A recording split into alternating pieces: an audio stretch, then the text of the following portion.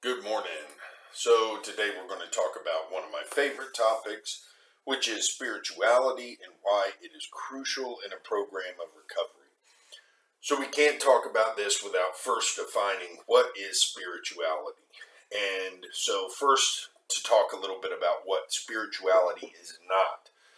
Spirituality is not necessarily the same as religion, although many religious people are also spiritual people. And a lot of people would argue that the point of religion is to lead you on a spiritual journey. That being said, there are also many religious people who aren't living very spiritual lives. So the two things are not the same. Now, the Oxford Languages Dictionary defines spirituality as the quality of being concerned with the human spirit or soul as opposed to material or physical things. So that makes a lot of sense. But a lot of people, and indeed the AA program of recovery, equate spirituality with a belief in a power greater than the individual.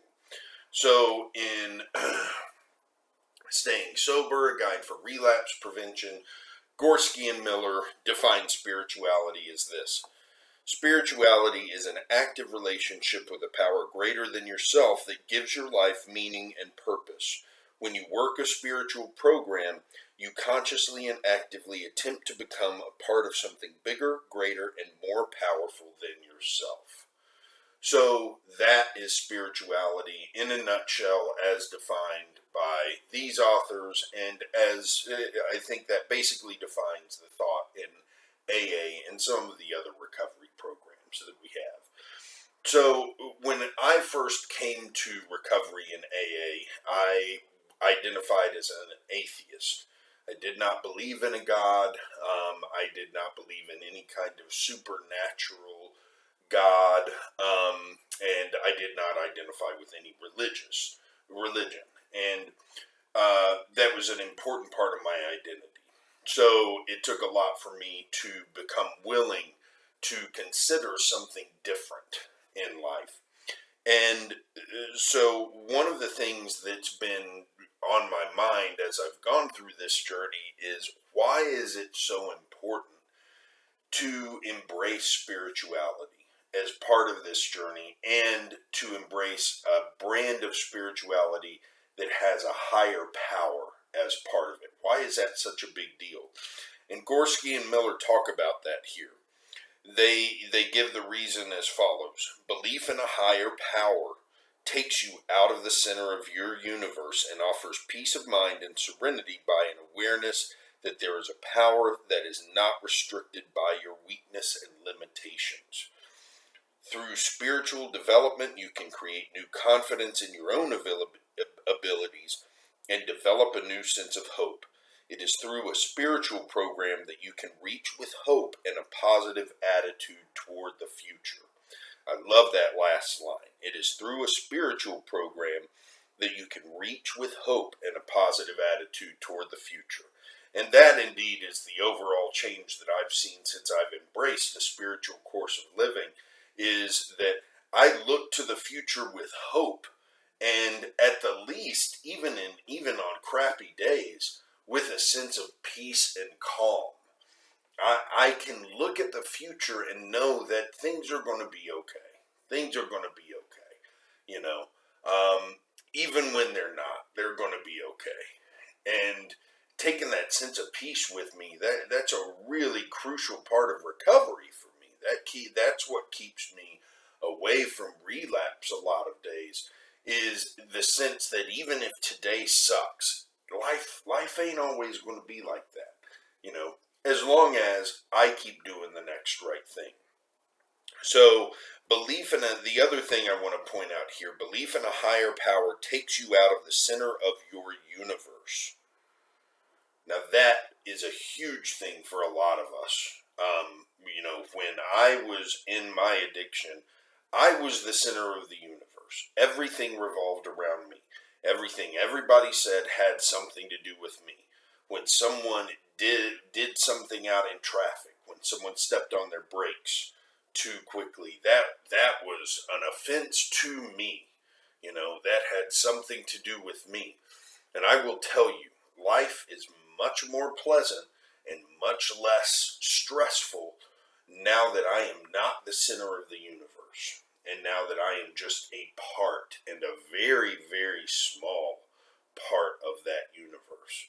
And that's what belief in a higher power is. It helps you to get away from that self-centered thinking that drove so much of our behavior in addiction. So that's one of the reasons that this is so important. And it's important to note that this is emphasized so much in AA and other recovery programs for this reason. Now, AA does not align itself with any specific religion. So that's another thing that's important to understand, is that this is a God of your own understanding. And from the big book, from the We Agnostics chapter, it says, much to our relief, this is on page 46, much to our relief we discovered we did not need to consider another's conception of God. Our own conception, however inadequate, was sufficient to make the approach and to effect a contact with him. As soon as we admitted the possible existence of a creative intelligence, a spirit of the universe underlying the totality of all things, we began to be possessed of a new sense of power and direction, provided we took other simple steps. Now, they list creative intelligence, spirit of the universe. There's 1,000 other things you could list there as potential higher powers. I was in a rehab facility with someone who, for a while, was listing compassion as their higher power. I loved that. I thought that was great. And so it's not important that you have a higher power that someone else believes in. Although what will surprise you is that once you develop your idea of a higher power, more than likely you will find others who have the exact, not the exact same, but a very similar understanding and conception of a higher power. Now, in terms of trying to identify a higher power, that's a personal thing, and that's what the steps help you do. Another really important reason for spirituality is that spirituality is a way that we establish values, and we want to use a spiritual way of living to establish the values that we want to live by in life. And so, just to read from Gorski and Miller what they say about this, it is important to examine your values and look within yourself to determine whether your life is in harmony with those values. So where do you start with something like that in order to come up with these values? For those of us in addiction, we've been living without values or with self-centered and self-indulgent values for so long. And in AA, which is the program that I work, the steps are a method of exploring and establishing the values by which you want to live your life. Values that allow us to thrive in a way that decreases the likelihood of a relapse into drug and alcohol use. So it's very important to identify, using the steps to start to identify what are the values that are important to us, what are the values that we want to hold ourselves to, and then you have to incorporate daily discipline in order to make sure that you truly are living by those values. So Gorski and Miller talk about it in this way. Spiritual discipline is a consciously chosen course of action.